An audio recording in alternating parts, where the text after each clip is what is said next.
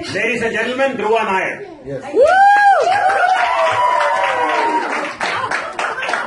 Okay, all right. So, last weekend, as the people, like, you know, those cool top kids who use Facebook, those people might have known that I went to LA. And, you know, because my mom sends everything out in 10 minutes. I went inside the place, right? The improv, it's called the Improv, which is pretty cool. It looked amazing, partially because there was a Lamborghini parked out front. And so I went in, and if you know me, the first thing I did was I literally went inside and I had to pee. So I just went in and I was like, hey, I told my comedy teacher, and she's like, oh, hi guys, great to see you. And I was like, oh, where's the bathroom? And then she's like, oh, okay, it's down the hall, you know, to the left, okay? And then I went in, and I was like, while I was peeing, I had the weirdest thoughts. I was like, how many comedians peed in this toilet? And then I asked my dad. He came into the bathroom too, you know. We're like father, like son. Okay. I was like, hey, do you think I just peed in the same toilet? Do you think I just peed in the same toilet as like some comedian like Adam Sandler? And he's like, I don't know. Usually you ask that to everybody else. So I went up to everybody in that whole place and I was like, hey, do you know who peed in this stall? And then at one point they were like, okay, just go sit down. We have 2 hours until the show. Let's, you know, make the most of our time and stuff. Make the most of our time. And then, so yeah, that happened. There was me and one other girl as a guest, because ooh.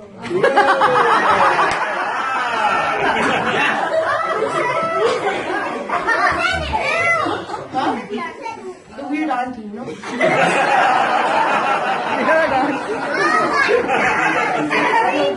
So,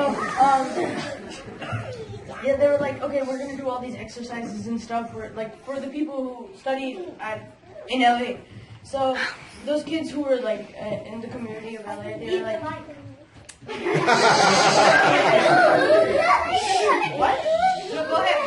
Go ahead. Okay, so they were like, they did all their exercises and stuff. They were like, okay, pretend this is a giant red ball and pretend somebody chucked it at your face. How would you catch it?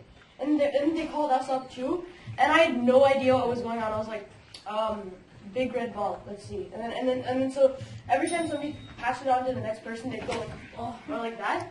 And when I got it, I literally just threw it on the ground and pretend I popped it. And then so that happened, and they were like, so my comedy teacher's really funny, and she was like, okay, if you guys are thirsty, the bartender will bring you some martinis in like 15 minutes. And I was like, no. And then she brought out like a jug of water, and I was like, oh, I get it, you know what I'm saying? So then an hour later, the show started, and then I'm going to do that bit that I showed you. You know, she wrote.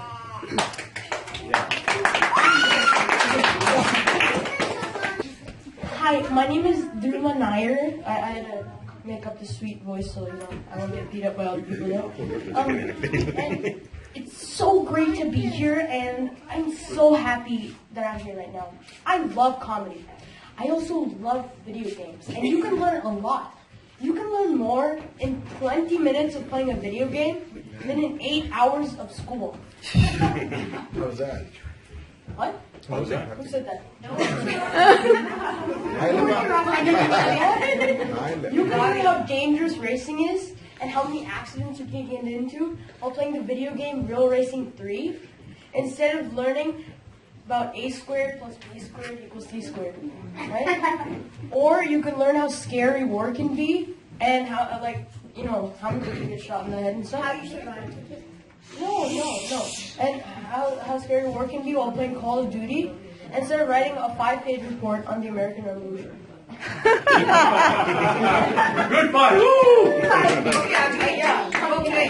Alright, so speaking of war, it's always important to get along with your neighbors, you know what I'm saying? I love where I live because it's in the mountains and away from everything. Where I used to live, we had neighbors who would ask us for things all the time, and it was out of hand. I'm not kidding. They would ask us for things you could get at a store like a mile away. Like every time they needed something, they'd be like, "Oh, hey, honey, I'm just gonna step out for a second. I noticed we were a bit low on sugar, and we could use some more laundry detergent. And my laptop does keep freezing up. I'm headed over to the Nair house. They have all three. And they always ask us for like the weirdest, favors. Like, every once in a while they come to our house and they'll be like, "Oh, hi, Arvin. Great to see you. How are the kids? Listen, a little itty bitty favor. Do you mind taking out our trash? I'm going to be at Caitlin's dance rehearsal, and what an angel she is. There's only 4 hefty bags, no biggie." A week later, "Oh, hi, Arvin. Great to see you. Thanks for taking out our trash. Just be sure to separate the recycling,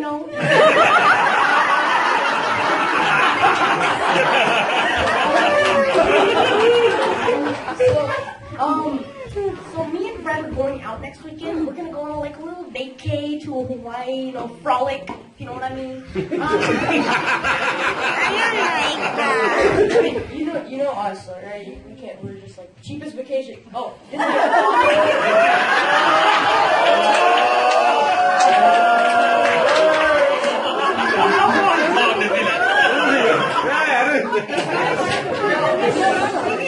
You can't find it. Disneyland, you go to the nearest, whatever.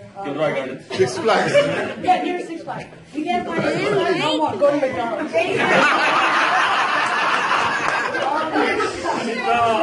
So they're like, "Oh yeah, a little vacay. You mind feeding our 3 pups? One of them's been eating something really nasty. I'll leave you extra doggy bags. Don't worry, they're fine." And they always invite themselves over at the most inconvenient times, like when we were going out to dinner. "Oh, hey guys, great to see you. Let's catch up. I want to tell you all about our trip." And be like, "Oh, hi guys, great to see you. I want to catch up and tell you all about our trip. Can I get some water?" Next thing you know, water turns into cookies. Cookies turns into dinner at my house. And she walks out with a suitcase full of laundry detergent and my laptop.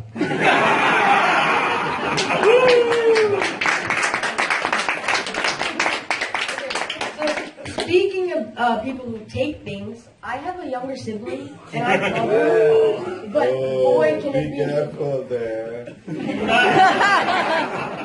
Go on. This. You guys are always like, "Oh my god, I got along with my siblings so well. Why can't you do that?" Like, I can imagine in India sharing one room, being like I don't even know. Like, say somebody pushed you over to like a little bit on the bed, they take out like a baseball bat and start hitting you. Like in one room. I'm not even kidding. You guys are like, why is that scary for us? We have a good life, First of all,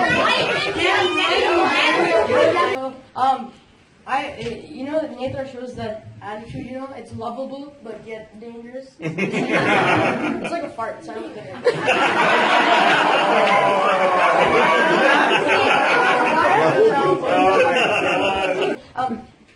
whenever I go into her room, she's like, "Oh my god, Junior, can you say what's your donut?" And then, but she always blames things on me like it's a hobby. Like, once she broke my mom's iPhone, this is a true story, I'm not even kidding. When she was little, she broke my mom's iPhone at a swimming pool, and she blamed it on me. But luckily my trusty grandpa saw her, so.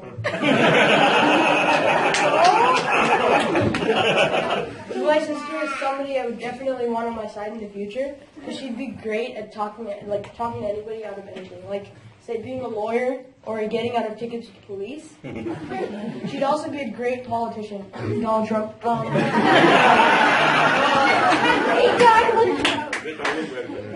could use her good looks and whatever charisma she has left to get people on her side. So,